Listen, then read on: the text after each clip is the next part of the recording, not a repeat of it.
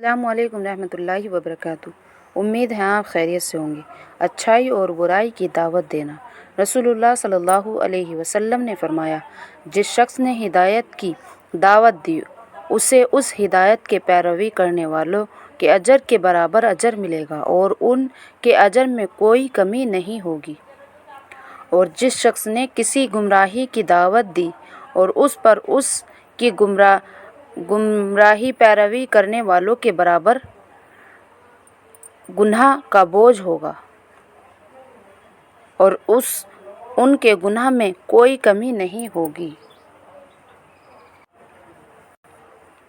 رب اغفر لی خطیئتی یوم الدین۔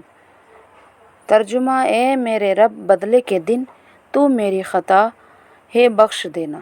ویڈیو کو لائک کریں اور شیئر کریں، کمنٹ کریں۔ السلام علیکم رحمۃ اللہ وبرکاتہ۔